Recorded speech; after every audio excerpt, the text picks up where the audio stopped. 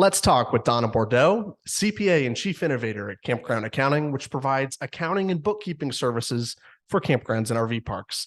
I'm Alex Burkett, and this is the Outdoor Alliances podcast. In today's episode, we're going to talk with Donna about their accounting services, tax strategies for 2023, and we're going to look at their new podcast and show, Campground Compass. Donna, thanks for being here. Thanks, Alex. I'm excited to be here with you today. Why don't we start with a little bit of your background? So as I mentioned, you are a CPA. So we'll talk a little bit about how you got involved with tax and accounting. I know you're also an avid traveler. So maybe, how that started and your love for the camping industry. Sure.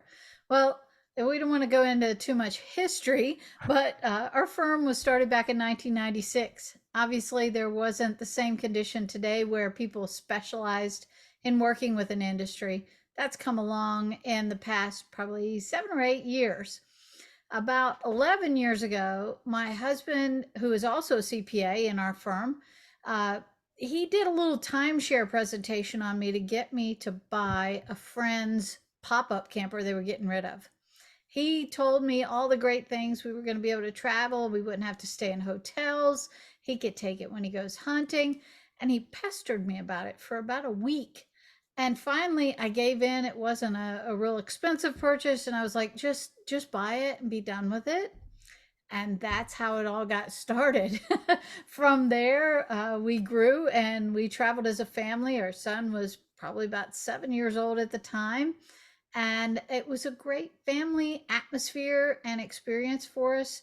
We've been through 39 states and 4 different RVs now, and just transitioned to a used new one, new to us, over Christmas. So we enjoy the industry fully, and we think it's an awesome way to see the country and have great family experiences and build memories.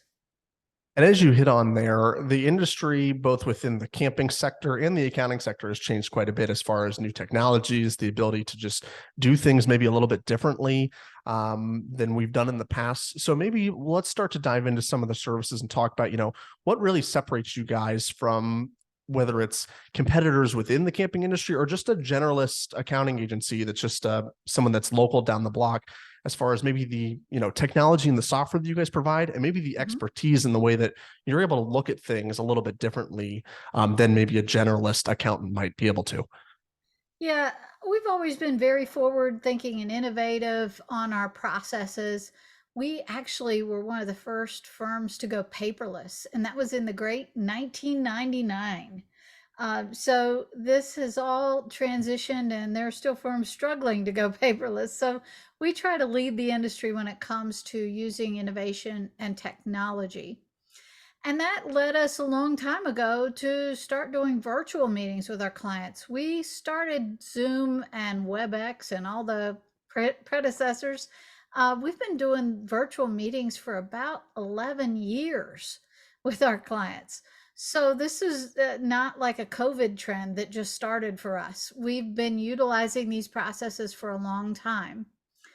And what I usually find is that people have a vision of an accountant that is very different than what they ought to and what we do. So the traditional role of an accountant was to prepare taxes, to do bookkeeping, to look backwards, always looking in the rearview mirror. And as a business owner myself, I find that's not very helpful. That doesn't tell me where to go looking forward. We need to be looking out the front windshield and less in the rearview mirror. We'll learn from the past, but we have to use that to drive ourselves to where we're headed. And that's different for every business owner. And usually it's pretty mysterious. Most of the customers or prospects that I talk to have worked with an accountant in the past and found they just don't get a lot out of that relationship. They don't have answers to questions, or they feel like they're intimidated and afraid to ask sometimes. So our vision is to open those doors wide, not just focus on history, but be proactively looking forward, answer questions all along the way, and have a really open and fun, hopefully, relationship. I'm not a person who likes to be, a stick in the mud or hide knowledge. I like to make it friendly information. And yeah, and that's evident by even the background behind you of some of the fun things that you have. As we talk about some of this forward thinking strategies, I mean, what's on either your mind or your customers' minds that you work with as far as how 2023 is concerned, and whether it's tax strategies or things that you're thinking about that can really just begin to shape the conversation and get park owners thinking maybe now in the off season, before we get into next year and even the year after, so that they can do some forward thinking and planning. Yeah, we've started this trend now with tax law where things happen at the last minute. And this started back in the COVID days. They started pushing out regulations so fast with no definition of what they actually meant. It was an idea that somebody in Congress or the Senate came up with, and there was no real interpretation of how this applied in the real world. So, one of the biggest struggles that we see from an industry perspective, as well as an overall business perspective in taxes, is that we have to really dive deeply to understand what things mean. And we don't always have good information to go on. So, for example, with COVID funding sources, we followed that from the days before they even announced applications. We were tracking that because we had heard, and we were rightly so in a lot of cases, this was like first come, first serve. So you had to be on the money. And you really had to have somebody looking out for you to tell you what to do. Because we can't ask business owners to stop for 2 weeks and read tax laws that might or might not come about just to know where their best interest is. So, this is really a strong foothold that we took in the COVID funding. And this carries forward to now. We're still seeing this trend. We had electric vehicle laws credits passed at the end of the year last year, and some of it's still being shaken out. We're going to find a ton of changes in how we deal with tax regulations moving forward. For example, this year, we are going to be preparing all the returns on time, but not filing.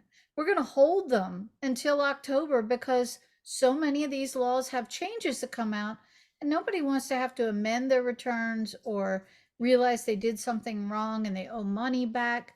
So, just the process of dealing with the behemoth of tax is an overwhelming burden to campground owners specifically. And there are a lot of regulations coming out that are going to affect them specifically. Again, the electric vehicles is a really big thing in the industry. This may seem small in the today's focus point, but if you look at the trend of where this stuff is heading, you need to be planning now, not planning after these things are already commonplace. You want to be the leader in the market too. So, in planning for taxes, my biggest suggestion is to work with somebody who's looking at what's going to happen, not what happened 3 years ago.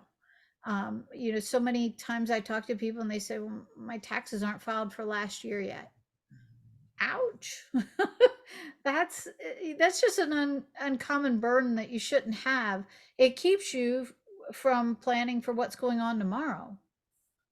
Right. And I think that's a scary position for a lot of park owners to be in. And that may not even be something that people have thought about, as how some of these new regulations and law changes can affect them moving forward. And even as you just hit on there, the filing on time but waiting to actually send them in might not be something that people are aware of. So if somebody is in a position where they're looking to change providers, or possibly even just reach out and get a second opinion, is it too late to do that when we talk about this upcoming year? And how does a conversation like that with you guys usually get started, when somebody comes in and says, "Hey, Donna, look, I need help. Here's the position I'm in. What can you do for me, and how can you help?" Yeah, I'm often asked when's the best time to switch accountants, because I know it's a scary and daunting task for a lot of people. A lot of concerns with, And it's a big when decision do that I? affects a lot of Yeah, things. yeah. Do I file the taxes first? Is the beginning of the year the right time to start? Is it after I file the taxes?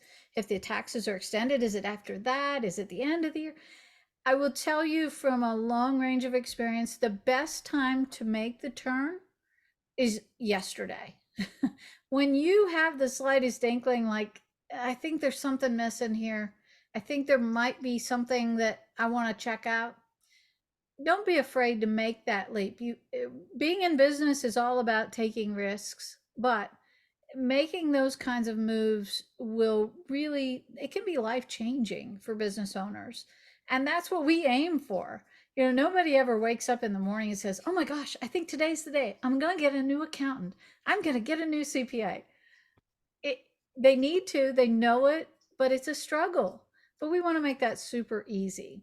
So if somebody does feel like they're not sure even, uh, I don't charge to talk to people and just say like, "Hey, let's explore what it would look like if we work together. Are we a good fit?"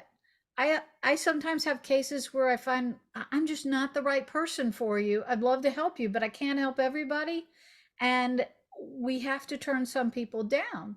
And that's never a fun thing, but I want to put them on their path to find their best place in business. And that's my biggest concern. Not just that I want to grab everybody to be my client. If somebody does want to check it out and see what's involved, it's an easy process. You just hop out to our website, and on campgroundaccounting.com, there's a contact us page. And that'll walk you through filling out a little bit of info to tell me who you are and make sure that we're at least a decent fit to start to talk together. And then it'll lead them to my schedule and they can pick a convenient time to talk and we'll line up a Zoom. And I'll change gears just slightly here, Donna, and we'll talk a little bit about a resource that I found on your website when I was doing some preparation for our conversation. And it's really a topic of conversation probably on a lot of people's minds, which is either buying or selling their campground, and whatever side of that they're on, there's a number of different things that are involved in that. And you had a really great sort of 3-step process or layout there when you look at buying a park, whether it's starting with the investigation piece and determining how you want to get into it, doing your due diligence and closing. So can you just touch on maybe, how you can help with that process and shepherd people along with that? And then we'll switch gears and touch on, hey, if you're selling your park, what does that look like as well? Yeah, the buying process, obviously, the industry is on fire for the buyers. There are a ton of buyers out there right now. Now, this is slowing down a tad, or at least putting a little monkey in there because the interest rates have skyrocketed and inflation has hit. But we're still seeing a lot of activity. I have been on 4 calls already this week with people who are trying to buy a park or build a park. So in the buying and building kind of a phase, mostly the buying and existing, the real issue is you have to find first off what's my good fit, and sometimes you're just struggling to figure out like where in the country do I want to be, what kind of park do I want, and narrowing down the focus of what you're actually looking for. So that's kind of our phase one, is the investigation of what is it I really want and what's going to meet my needs. And then phase two is where I've said, "Hey, I found this park. I want to see if this is really the one." We help our clients dive into looking at the financial statements, the tax returns, doing their due diligence of what questions to ask, what information to gather, what to dig into. And that's a pretty daunting task if you've never bought a campground before, which most people have not. So even the real question there is not even knowing what to ask. And that's where we want to guide them down that path of what to ask to make sure that what they're buying is really their dream campground that they want. And And then phase three is the final closing. Like we have to wrap this up. We've got to get the entity formed. We have to get the allocation of what we're buying. That has really important tax consequences to both the buyer and the seller. And get the initial things up and running, get sales tax registrations, get the payroll set up. There's a lot of moving parts to that last segment, and sometimes it's a rush to the closing table, and sometimes you get delays. So it's really a pretty tight timing on that part. And you touched on it a little bit, but do you see new players and developers, people coming into the space who are going to be buying parks in the future, continuing to have an impact on pricing and how the market lays out? I mean, I know that it's, most park owners are probably feeling that slow a little bit, but maybe you're thinking, well, I don't know that I'm at the point of selling my park yet, but maybe I want to within 5 years. Is the market still going to be, what it was or somewhat close to that? And will there still be buyers and people, who would consider purchasing my park? Do you see that continuing over the next several years? Yeah, in my great crystal ball, excuse me if you hear my dog coughing. In my great crystal ball, I don't see the industry slowing down as quickly as the economy is predicted to. With there's always talk of recession, and honestly, I don't put a lot of guidance into what that economic forecast looks like, except maybe the next 6 to 8 months, year. And I don't see a lot of slowdown in the industry. Now, I know we're seeing numbers of RV production slowing down, but we had a huge jump in supply. And this is just kind of the supply and demand balancing, in my opinion. And it will balance itself out. But I'm not hearing people say, oh my gosh, I'm not going camping anymore. Now, there are some who will, instead of maybe taking that 500-mile trip, hey, gasoline's expensive. We may not make that giant trip. Maybe we'll just camp closer to home, or we'll head to the beach for the weekend. Those kinds of things may occur, but I really am not seeing in our numbers a slowdown in the occupancy of parks. I'm still seeing that there is still a pretty low supply. Now, what people should be reading out of that is looking at their pricing. There are a lot of players who are afraid to raise pricing. They shouldn't be. Inflation is hitting everywhere, and that should also include the cost of camping. It's not a necessity as much as we want to think. It is still really a luxury item. Right. And it's about setting up the business for success down the road so that you can Yes, continue to make those improvements, those changes, and keep the experience at your park, what your absolutely. customers have come to enjoy. And that's something that we've recommended as well as, hey, sometimes the marketing doesn't need to sell the park as much as just support what you're doing. Let's get pricing into a point where, your park is full, and then we'll let the marketing take care of the rest. Right. We'll look at it from maybe the seller's standpoint and look at, is there a plan or some sort of tax strategy or putting documents together, or sort of preparing your park to sell? I'm sure that's a process in Absolutely. itself. And if there's somebody in that position, what's maybe some of those things that they can start to think about before they would have a conversation with somebody like you who could walk them through that selling process in more detail? Yeah, absolutely. I think if you think about what we just talked about on the buyer's end, if somebody like me is helping a buyer know what questions to ask, looking at data and looking to see, does this look right? Are there questions? Can we rely on this data? Those are really big, crucial points. And even more than just the buyer's opinion, if that buyer has to get a loan from a bank, the bank is looking at the seller's data to determine the reliability of how well that buyer is going to be able to pay back the loan. So I strongly recommend that selling, if you want to really maximize your potential, be thoroughly prepared. And by thoroughly prepared, I think you ought to be planning 3 to 5 years in advance of your sale. And planning, meaning, first off, doing the right things and having somebody make sure that you are not overpaying on your taxes, your financial condition is looking good, knowing, do I invest in upgrades or do I hold off? How do I document the repairs so that those aren't considered just big expenditures that a buyer might think are going to happen every year? Those are critical too. So there's a lot of planning that really should go into effect for somebody considering selling. And I'll add in one other piece. Don't wait too long. One of the critical dips of pricing on selling is if you have to sell. Cases where people want to retire and they're just done. Uh, you may be pushed to take a cheaper price because you don't want to wait it out. Be prepared to sell even if you're not ready yet. Always have that information lined up and ready to go, because you never know if somebody's going to make you an offer you just can't refuse. Right. And I know one thing a question you might commonly get around selling is, if a business might be smaller, they own a smaller RV park or campground, maybe they're a mom and pop style park, like most parks that are out there still, even with all these developments and large players coming in. And maybe they've been doing business as more of a cash first business, if you will, or things aren't Yes. documented as well as they should be. And let's say somebody's looking to get into that position where they're looking to sell within the next 3 to 5 years. What would you recommend to them? Are you able to sort of go back and rectify some of those things from the past and bring it up to current? And what can you do to, show a potential buyer that, yes, we are serious about this. These numbers are reliable, and, you are able to actually have a successful business.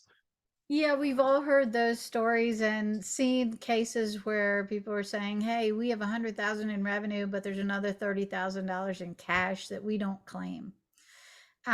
First, my information to a potential buyer is that 30,000 doesn't count at all because you can't verify it ever happened.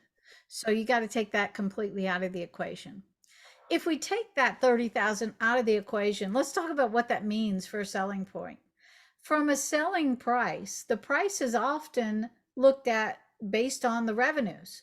So let's say that you shortchange your revenue by, let's use round numbers, $10,000. That $10,000 is probably $100,000 of a sale price. So you have not done yourself any favors by keeping that away from your financials. So that $10,000, if you're working with a great accountant, could probably cost you $2,000 in taxes. So would you rather pay $2,000 in taxes and get $100,000 on the sale, or save that $2,000? It's really short-sighted, and I strongly encourage people, there are ways to work the system legally, and there are some that are not legal. I can help you work them from a legal angle. There are a lot of tax strategies, and almost nobody is employing everything that they can to save money on taxes. There are always cases where I can find people money that they were not utilizing before, that are way cheaper and completely legit than trying to cheat the IRS out of a little bit of taxes. Right. So you would say, just let's get things right. Let's get you in a Right. position to do And this. Start working with somebody. if we have that case and we know it going backwards, you're not going to be able to fix it going backwards for the most part. I would suggest today, come clean. Let's do it right. It's far cheaper and you'll sleep better at night just doing it right. And that selling price will pay you back. That's your investment. Right, exactly. And then, so as we get into the final part of our conversation, let's switch gears entirely and talk about your show, which is, something that I've been listening to, and it's sort of a different show for the industry. If you haven't listened to it, it's called Campground Compass. Can you talk to people about, what got you into starting a podcast and a video show like that, and sort of some of the topics and things that you're trying to inspire people with, and just, deliver your message on? Yeah, our focus is working on family-owned campgrounds, and we are a family-owned business too. So I mentioned my husband Chad is also a CPA here, and my son Zach is a senior in high school. Now Zach's a whiz kid when it comes to the tech, so he pushes mom to go further and further. So he's had me recording videos for years. We have a huge YouTube channel and following through Campground Accounting. And about 6 or 8 months ago, he said, "Mom, we got to do a podcast." And I said, "All right, what all would we need to do? How would we do this? Let's line it up. Help me out." So next thing I knew, the next morning I woke up and we had a podcast studio in my basement.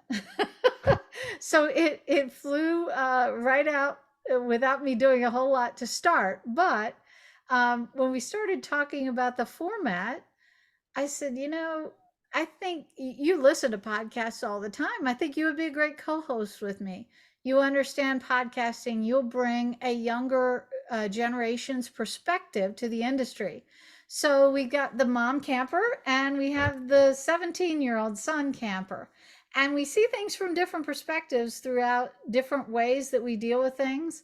I've been at it a long time on the business side. He's got a little fresher set of eyes than I do on that. So we bring kind of this mix of looking at what are the trends in the industry, what are some cool things that we find, what are things that campground owners just need to be aware of.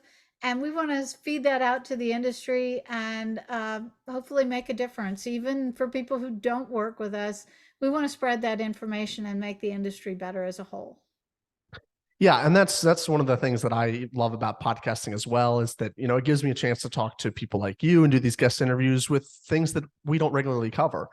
And so for people that should know, this is not an accounting specific podcast. It's not boring in any way. No, no, It's don't be scared because I'm a CPA.